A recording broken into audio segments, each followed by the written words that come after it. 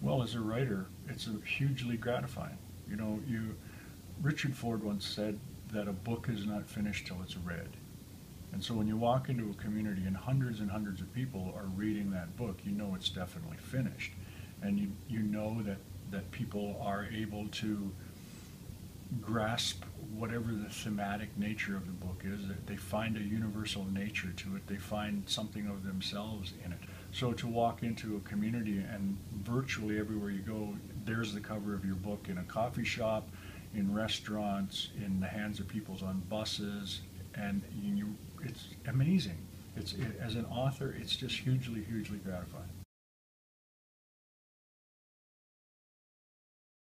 Every place that I've been to as part of One Book, One Community process, the schools have all been involved at one level or another. Elementary schools are involved, high schools are involved. Those are fantastic because I get a chance to talk about love of reading. I get a chance to talk about literacy and about the evolution of a relationship with words at different levels, from K to 5 right up to grade 12s. I get to reinforce that. When the book is selected as the common reading book for the first year university students, that's even more amazing because I get to talk about how literature informs our sense of the world around us, how we can use the imagination to see ourselves becoming or doing things maybe that we hadn't had the opportunity to do before.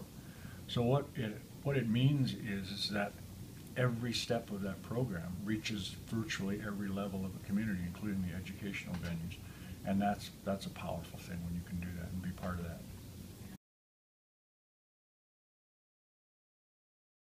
Wow, you know, the things that stick out in my mind are numerous. For instance, I walked into an elementary school and there was 8, I think they were grade 5 kids, and they had hand drums and they sang me a song, an honor song, when I walked through the doors. One of them stepped forward in front of the rest of them and said a prayer in her language to welcome me.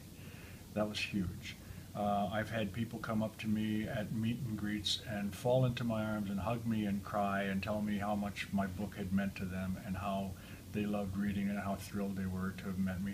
I remember one time in Kitchener, Waterloo, a grandmotherly looking woman came up to me, handed me my book, and I looked at her. She didn't say anything. I signed it for her and I handed it back to her, and all she did was hold it and hold my hand at the same time and just look at me, and I could see the tears welling up in her eyes. And then she turned and walked away, and I was left to imagine what it was that she really wanted to say to me.